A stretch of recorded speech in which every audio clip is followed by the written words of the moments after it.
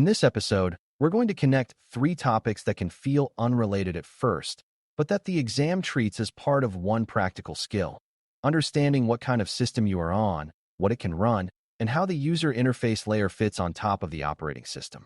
Architecture is about what the CPU is built to execute, and that directly affects which software builds will work on a machine.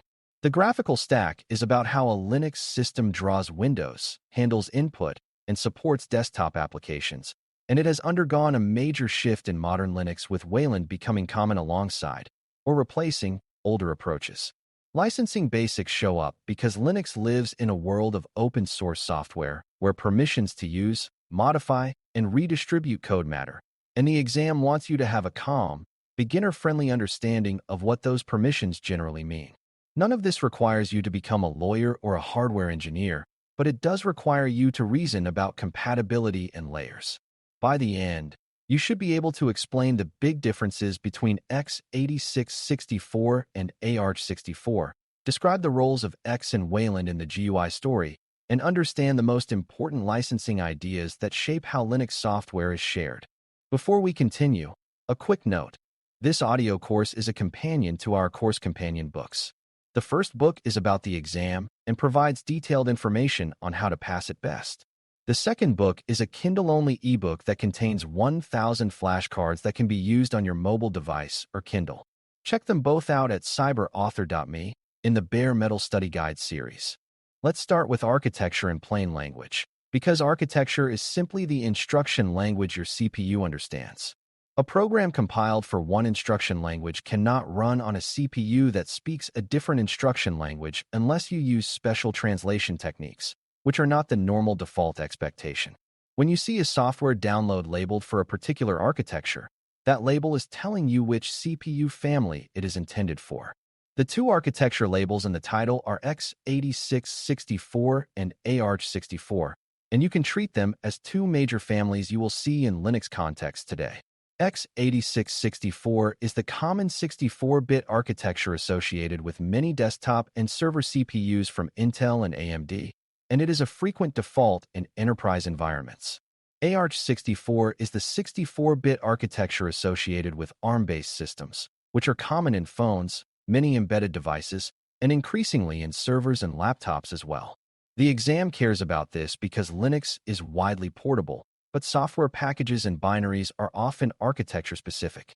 If you understand that, you can immediately see why a package might not install or why a binary might not run on a particular device. A simple way to remember the difference is to think of x86-64 as the long-established mainstream for traditional PCs and many servers, while AArch64 represents the modern ARM 64-bit world that emphasizes efficiency and is common in many non-traditional form factors.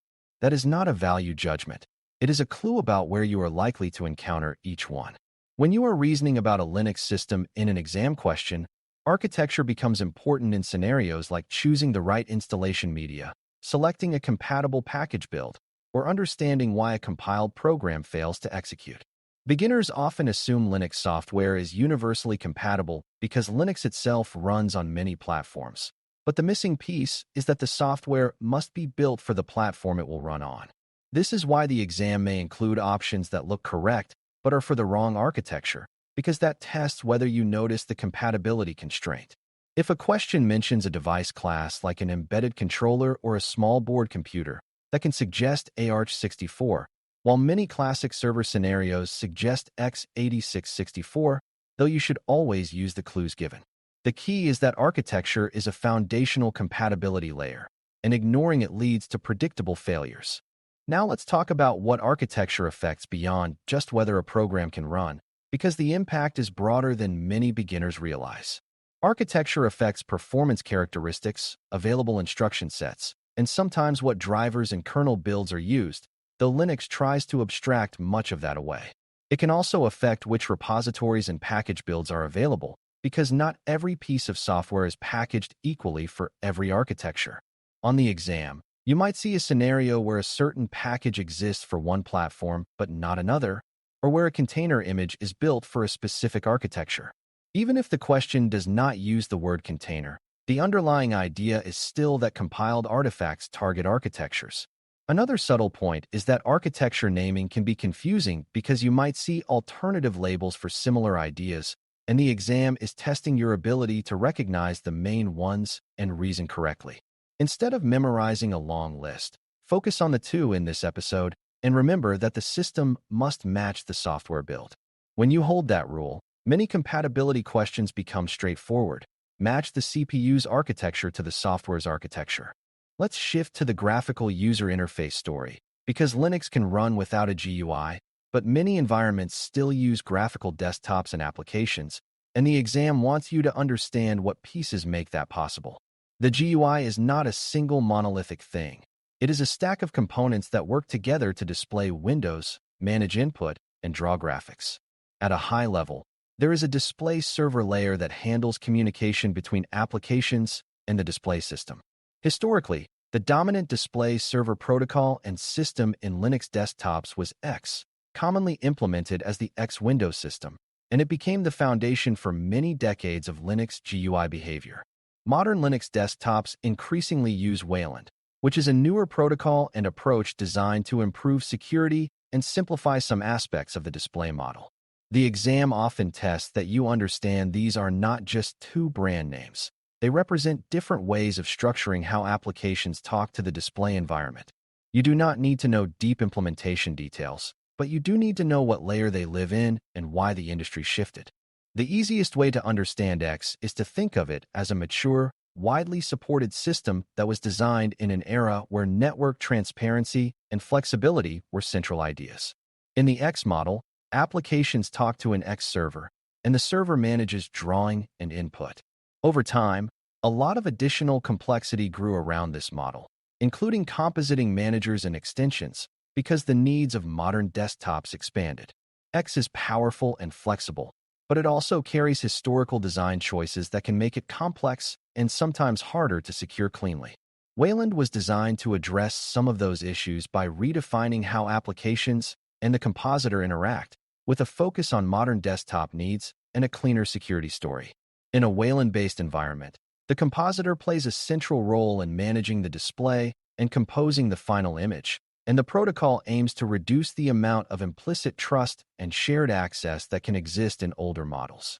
For exam purposes, the key is to understand that both X and Wayland exist to provide a framework for graphical applications, but they differ in architecture and in the way responsibilities are divided. When you can describe them as different designs for the display layer, you can handle questions that ask you to identify what is in use or what changes when a system transitions. A common beginner confusion is mixing up the display server layer with the desktop environment, and clearing that up helps a lot with exam reasoning. The display layer is the foundation that enables graphics and input, like X or Wayland, while the desktop environment is the user-facing set of components like panels, menus, window managers, and settings tools. You can run different desktop environments on top of the same display layer, and that means a system can feel very different even though the underlying display protocol is the same. The exam might mention user interface behaviors, login screens, or window handling, and the point is often to see whether you understand that the GUI is made of layers. If something is wrong with how windows are displayed or how input is handled, it might be a display layer issue. While if the problem is about menus, themes, or desktop settings, it might be a desktop environment issue. Knowing the layer helps you select the right kind of explanation. Even if the exam does not ask you to configure anything, it can still test whether you understand what category a component belongs to and what it is responsible for. Now let's connect GUI and architecture thinking, because graphical systems have an especially visible dependency on hardware and drivers. A GUI relies on graphics support and acceleration, and different architectures and hardware platforms can have different levels of driver maturity or different graphic stacks. This does not mean one architecture is inherently better. It means the ecosystem around a platform matters. On a typical x86-64 desktop, you may have a broad range of graphics hardware and well-established support patterns, while on AArch64 devices, you might see a mix of embedded graphics, specialized drivers, or different performance assumptions. The exam will not ask you to troubleshoot a specific graphics driver, but it may include scenarios where a GUI behaves differently depending on hardware context. The reasoning skill is to remember that the GUI is not just software. It is software interacting with hardware through drivers and the kernel. If a system boots into text mode but not into a GUI, that can be a clue about the GUI stack layer and its dependencies. When you can keep hardware architecture, kernel support, and GUI layers separated in your mind, you avoid confusing one for another. Now we need to address licensing basics. Because Linux environments are built on software that is shared under legal permissions, and those permissions influence how software is distributed and used. Licensing can sound intimidating, but for exam purposes, you only need the foundational ideas. An open source license is a set of terms that grants permission to use, study, modify, and share software, often with certain conditions. Different licenses have different conditions, but the shared theme is that the license is what makes the software legally usable and distributable in the ways the open source community expects. The exam may test whether you understand that open source is not the same as public domain, and it is not the same as having no rules. It is a permission model with conditions, and those conditions can include requirements like preserving copyright notices or sharing source code changes under the same license in certain cases. You do not need to memorize license texts, but you should understand that licensing is part of software governance. A beginner-friendly licensing distinction that often appears is the idea of permissive licenses versus copyleft licenses, even if a question does not use those exact labels. Permissive licenses generally allow you to use and modify the code and redistribute it with relatively few requirements, often focused on keeping notices and disclaimers intact. Copyleft-style licenses, by contrast, are designed to ensure that modifications and derivative works remain available under similar terms, which is sometimes described as keeping the software free in the sense of freedom. Linux itself is commonly associated with the GNU General Public License, GPL, and the practical takeaway is that certain licenses can require that if you distribute modified versions, you must also provide corresponding source code under the same license terms. That does not mean you cannot make changes. It means there are obligations when you share those changes in certain ways.